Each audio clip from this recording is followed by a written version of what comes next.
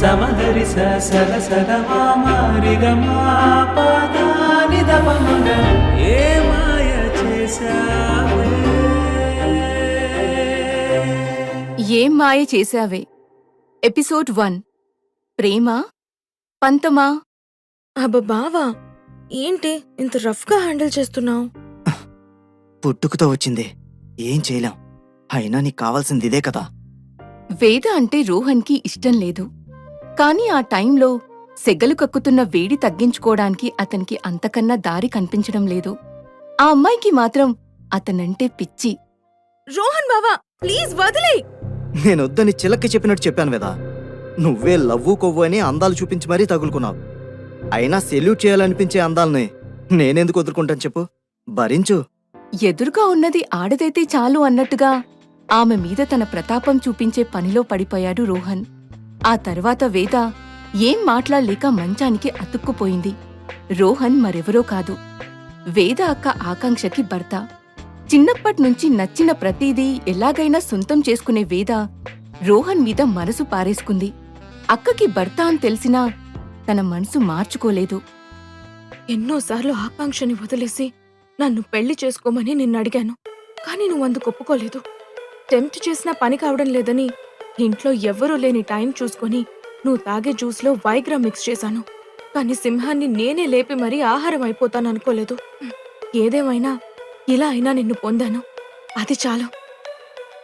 Rohan second time కూడా వేదని పువ్వును నలిపినట్టు నలిపేసి పని పూర్తవ్వడంతో కనీసం తన వైపు కూడా చూడకుండా ప్యాంటు వేసుకుని షర్ట్ భుజానికి తగిలించుకొని అక్కడ్నుంచి వెళ్ళిపోయాడు. తర్వాత రోజు ఉదయం ఆకాంక్షకి తెలియకూడదని రోహన్ బయటికి వెళ్లి సిగరెట్ తాగుతూ ఉంటే వేద అక్కడికి వెళ్ళింది. నీకు నడవడానికి ఓపిక ఎక్కడి నుంచి వచ్చిందే? వేద ఇక్కడ. ఆ నువ్వేంటో నీ బలమేంటో రాత్రి నాకు బాగా అర్థమైందిలే. బావా, నాన్నతో మన పెళ్లి గురించి మాట్లాడు. నీతో పెళ్ళేంటి? అయినా నిన్ను పెళ్లి చేసుకుని మీ అక్కనేం చేయాలి? అదంతా నాకు తెలీదు. నువ్వు నన్ను పెళ్లి చేసుకొని తీరాలి. అయినా నాకేం తక్కువ? అందం లేదా, ఆస్తి లేదా? నిన్ను సుఖపెట్టలేనా? అసలు నువ్వు నా దృష్టిలో ఆడదానివే కాదు. నిన్న రాత్రి అంత బరి తెగించిన తర్వాత నువ్వు కూడా ఆ బజారు వాళ్ళతో సమానంగా కనిపిస్తున్నావు. చూడు కదా, నువ్వు ఎంజాయ్ చేసావు, నేను ఎంజాయ్ చేశాను. ఇది ఇక్కడితో మర్చిపోతే బెటర్. మీ అక్కను వదిలేసి నిన్ను పెళ్లి చేసుకుంటానని అనవసరంగా కళ్ళలు కనుకో. రోహన్ చెప్పాలి అనుకున్నది చెప్పి విసురుగా అక్కడ్నుంచి వెళ్ళిపోయాడు.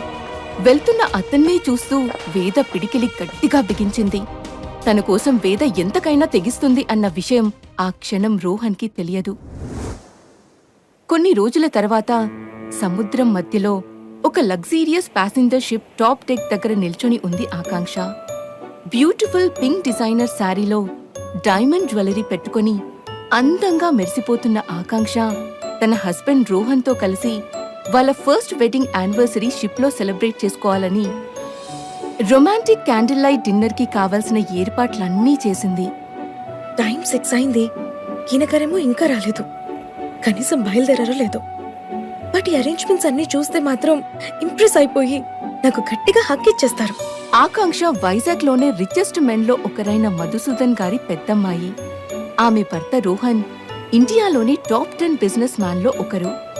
టైం గడిచిపోతున్నా రోహన్ ఇంకా రాకపోవడంతో ఆకాంక్షలో యాంగ్జైటీ పెరిగిపోతూ ఉంది.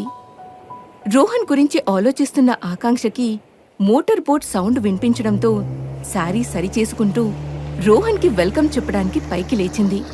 కాని రోహన్ కాకుండా అక్కడికి తన చెల్లి వేద రావడంతో ఆకాంక్ష ఫేస్లో ఎక్స్ప్రెషన్స్ మారిపోయాయి. వేద ఇక్కడికెందుకు వచ్చింది? వావ్ ఆకాంక్ష, మీ ఫస్ట్ యానివర్సరీ కోసం గట్టిగానే సెలబ్రేషన్స్ ప్లాన్ చేసినట్టున్నావే. బట్ ఏం చేద్దాం, నువ్వు ఎవరి కోసమైతే ఇవన్నీ చేసావో అతను ఇక్కడికి రావడం లేదు. ఏం మాట్లాడుతున్నావు వేద నువ్వు? రోహన్ ఇక్కడికి రాకపోవడం ఏంటి? అయినా అది నీకెలా తెలుసు? నీ మొగుడికి ఇక్కడికి ఎలా రావాలో అర్థం కావడం లేదంట. అందుకే నా చేత నీకు గిఫ్ట్ పంపించాడు. వేద తన హ్యాండ్ బ్యాగ్లో నుంచి ఒక ఎన్వలప్ తీసి ఆకాంక్ష చేతికిచ్చింది. ఆకాంక్ష వెంటనే దాన్ని ఓపెన్ చేసి చూడగా అందులో రోహన్ సైన్ చేసిన డివోర్స్ పేపర్స్ కనిపించడంతో షాక్లో ఆ పేపర్స్ వదిలేసింది. నేనిది నమ్మను. నాకు ఇలాంటి డర్టీ గేమ్స్ నచ్చవు వేద. నువ్వు ఇక్కడ నుంచి వెళ్ళిపో, ఆయన వచ్చే టైం అయింది. పిచ్చక్క, నువ్వెంతసేపు ఇక్కడ వెయిట్ చేసినా తను రాడు. ఎందుకు? ఎందుకంటే తనకి నీతో ఉండడం ఇష్టం లేదు, అందుకే ఈ పేపర్స్ పంపించాడు. నువ్వు అబద్ధం చెప్తున్నావు వేద, నేను నమ్మను. ఉదయం కూడా ఆయన నాతో చాలా ప్రేమగా మాట్లాడారు, తనే గుడి దగ్గర కూడా వదిలిపెట్టారు. ఆకాంక్ష అలా మాట్లాడుతూనే రోహన్ కి ఫోన్ చేయడానికి ట్రై చేసింది. కాని వేద ఆ ఫోన్ ని లాగేసుకుంది. రోహన్ కి నువ్వంటే ఇష్టం లేదని చెప్తున్నా, ఎందుకు ఇలా ఇబ్బంది పెడుతున్నావు ఆకాంక్ష? వేద, మైండ్ యువర్ వర్డ్స్. ఆ మాట చెప్పడానికి నువ్వెవరు? నేనెవ్వరా? తనకి త్వరలో కాబోయే భార్యని. నా కడుపులో రోహన్ బిడ్డ కూడా పెరుగుతుంది. ఆ మాటతో పోల్స్ ఎలక్ట్రిక్ షాక్ తగిలినట్టయింది. రోహన్తో మాట్లాడి వేద చెప్తుంది నిజమా కాదా అని తెలుసుకోవాలని నిర్ణయించుకొని అక్కడ్నుంచి వెళ్లడానికి సిద్ధపడింది. ఏ ఆకాంక్ష, ఎక్కడికి వెళ్తున్నావు? దీని మీద సైన్ చేయి, నాకు టైం అవుతుంది. లేదు వేద, నాకు నా రోహన్ గురించి బాగా తెలుసు. తను నన్ను మోసం చేయడు. చిన్నప్పటి నుంచి నువ్వు అడిగిన ప్రతిదీ ఇస్తూ వచ్చానని ఇప్పుడు నా భర్తను అడగడానికి వచ్చావా? నా గొంతులో ప్రాణం ఉండగా అది జరగదు.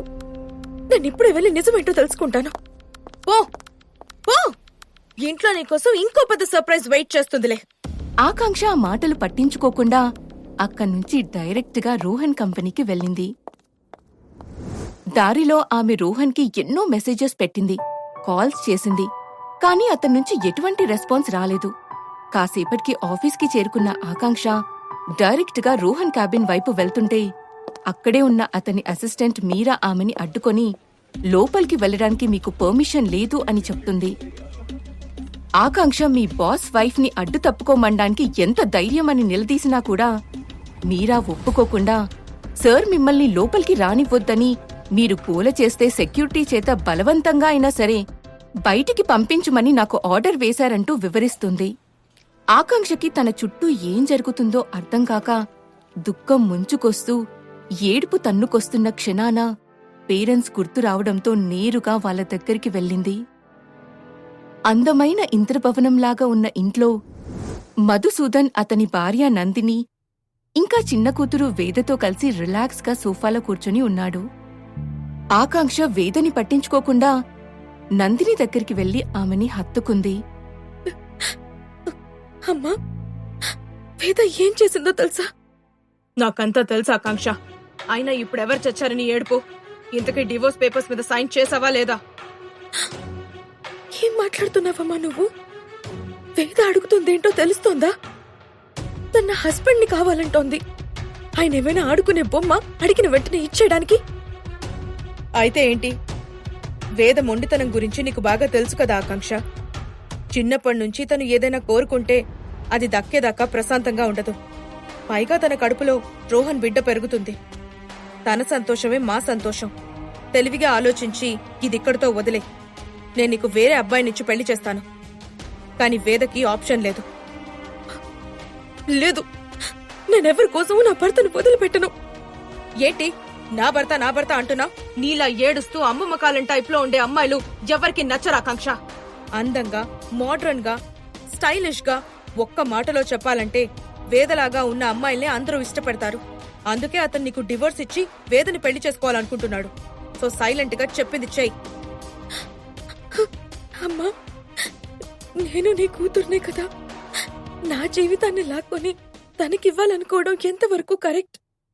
ఇంత దూరం వచ్చింది కాబట్టి ఇన్ని రోజులు మా కడుపులో దాచుకున్న నిజాన్ని చెప్తాను విను. అసలు నువ్వు మా కూతురువని ఎవరు చెప్పారు? నువ్వొక అనాథవి.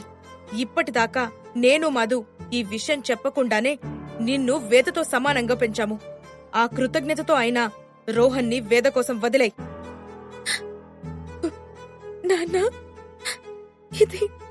ఇది నిజమా? అమ్మ చెప్పింది నిజమా? ఆయన చెప్పడం ఏంటి?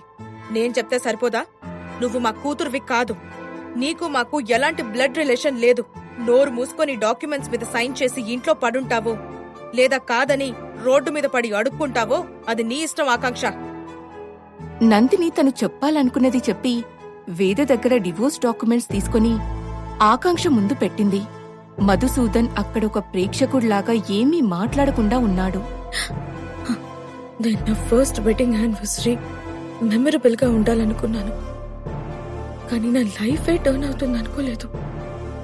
ఆ వెంటనే ఆకాంక్ష ఒక ప్రాణం లేని బొమ్మలాగా ఆ డాక్యుమెంట్స్ మీద సైన్ చేసేసి బయటికి అడుగులు వేసింది. ఎక్కడికి వెళ్తున్నావని నందిని ఎంత పిలుస్తున్నా ఆకాంక్ష వినిపించుకోకుండా ఆ ఇంటి నుండి వెళ్లిపోయింది. ఆ తర్వాత ఆకాంక్ష ఎక్కడికి వెళ్ళిందో ఎవ్వరికీ తెలియదు. ఆమెని ఎవ్వరూ చూడలేదు. 5 ఏళ్ల తర్వాత ఆకాంక్ష ఢిల్లీ టు వైజాగ్ ఫ్లైట్లో కూర్చొని మేఘాల వైపు చూస్తూ ఉంది. ఈ 5 ఏళ్లలో నా జీవితంలో ఎన్నో మార్పులు జరిగాయి. ఢిల్లీ నేషనల్ లా కాలేజ్లో డిగ్రీ కంప్లీట్ చేసి ఎన్నో సెన్సేషనల్ కేసెస్ తీసుకొని ఒకటి కూడా ఓడిపోకుండా గెలిచానంటే నాకే ఆశ్చర్యంగా ఉంది. ఇప్పుడు నేను ఒక ఫేమస్ అడ్వకేట్ని, అయినా ఏదో వెలితి. బట్ 5 ఏళ్ల క్రితం ఉన్నట్టు ఇప్పుడు నేను సెన్సిటివ్ అండ్ ఇన్నోసెంట్ అయితే కాదు. నా కాళ్ల మీద నేను నిలబడగలిగేలా బ్రీవ్ గా మారినందుకు చాలా హ్యాపీగానే ఉంది. స్వస్తిక్ లా ఫర్మ్ ఓనర్ ఇంద్రజిత్ నన్ను స్పెషల్ గా రిక్వెస్ట్ చేయకపోయి ఉంటే నేను మళ్ళీ వైజాగ్ పేరు కూడా తలచేదాన్ని కాదేమో. ఈసారి నాకు ఆ సిటీ ఎలాంటి చేదు జ్ఞాపకాలనిస్తుందో చూడాలి. ఆకాంక్ష ఆలోచనలో ఉండగానే ఫ్లైట్ ల్యాండ్ అయిపోయింది. ఎయిర్పోర్ట్ నుంచి బయటికి రాగానే తన నేమ్ బోర్డ్ పట్టుకుని ఒక అమ్మాయి కనిపించడంతో తనే ఇంద్రజిత్ పంపించిన జూనియర్ లాయర్ భార్గవి అనుకుని ఆకాంక్ష ఆమెని పలకరించింది. ఆకాంక్ష అనుకున్నట్టుగానే ఆ అమ్మాయి తన పేరు భార్గవి అని, తనని రిసీవ్ చేసుకోవడానికి ఇంద్రజిత్ పంపించిన విషయం చెప్పి వెల్కమ్ బొకే ఇచ్చి పరిచయం చేసుకుంటుంది. కాసేపటికి వాళ్ళిద్దరూ స్వస్తిక్ లా ఫామ్ కి చేరుకున్నారు. దాని ఓనర్ ఇంద్రజిత్ ఆకాంక్షని రిసీవ్ చేసుకుని తన టీం మొత్తాన్ని ఆమెకి పరిచయం చేశాడు. ఆ తర్వాత భార్గవి ఆకాంక్ష కోసం స్పెషల్ గా అరేంజ్ చేసిన ఆఫీస్ రూమ్ కి తీసుకుని వెళ్ళింది. అక్కడ రకరకాల బుక్స్ ఉండడం మాత్రమే కాకుండా ఇంటీరియర్ డెకరేషన్ నుంచి వాల్ పెయింటింగ్ దాకా అన్నీ ఆకాంక్షకి నచ్చినట్టే ఉన్నాయి. అప్పుడే అక్కడికి ఇంద్రజిత్ వచ్చాడు. ఆఫీస్ నచ్చిందా మిస్ ఆకాంక్ష? 10 కంపెనీస్ మీకు ఆఫర్ ఇస్తే మీరు మమ్మల్ని మాత్రమే సెలెక్ట్ చేసుకున్నారు. Thank you so much for that. ఒకవేళ మీరు జర్నీ చేసి అలసిపోయి ఉంటే నేను మీకోసం ఆల్రెడీ స్టార్ హోటల్లో రూమ్ కూడా బుక్ చేశాను. అక్కడ రెస్ట్ తీసుకుని కావాలంటే రేపు డ్యూటీలో జాయిన్ అవ్వండి. ఆఫీస్ రూమ్ చాలా బాగుంది మిస్టర్ ఇంద్రజిత్. నాకు ఎలాంటి ప్రాబ్లం లేదు. నేను ఈ రోజే జాయిన్ అవుతాను. నా ఫస్ట్ క్లయింట్ ఎవరు? మేడం, ఆయన వైజాగ్ లోనే చాలా పెద్ద బిజినెస్ మ్యాన్. ఇక్కడే కాదు, అబ్రాడ్ లో కూడా ఆయనకి బ్రాంచెస్ ఉన్నాయి. యాక్చువల్ గా అయితే రేపు ఆయనకి అపాయింట్మెంట్ ఇచ్చాము, కానీ మీరు ఈ రోజే జాయిన్ అవుతాను అంటున్నారు కాబట్టి ఇప్పుడే రమ్మని చెప్తాను. ఈలోపు మీకు భార్గవి అన్ని ఎక్స్ప్లెయిన్ చేస్తుంది. Oh okay mister Indrajit. Rohan Industries Private Limited office room లో రోహన్ ఒక ఇంపార్టెంట్ కాంట్రాక్ట్ గురించి ఆన్లైన్ మీట్ లో డిస్కస్ చేస్తూ ఉన్నాడు. అప్పుడే వేద కనీసం నాక్ కూడా చేయకుండా రూమ్ లోకి ఎంటర్ అయ్యింది. వేద, నా పర్మిషన్ లేకుండా లోపలికి రావద్దని నీకు ఎన్నిసార్లు చెప్పాను? ఏంటిది రోహన్? నేను నీ భార్యని. నీ క్యాబిన్ లోకి రావడానికి నేను కూడా పర్మిషన్ తీసుకోవాలా? నాకు మీటింగ్ ఉంది, విషయం ఏంటో త్వరగా చెప్పు. వేద ఏదో చెప్పడానికి నోరు తెరిచే లోపే అతని అసిస్టెంట్ మీరా కంగారుగా ఫోన్ చేతిలో పట్టుకుని లోపలికి వచ్చి ఇంద్రజిత్ కాల్ చేశాడని, కేసు గురించి ఏదో ఇంపార్టెంట్ విషయం మాట్లాడాలి అంటున్నాడని చెప్పి ఫోన్ రోహన్ చేతికి ఇస్తుంది. హలో ఇంద్రజిత్, చెప్పండి, కేసు అప్డేట్ ఏంటి?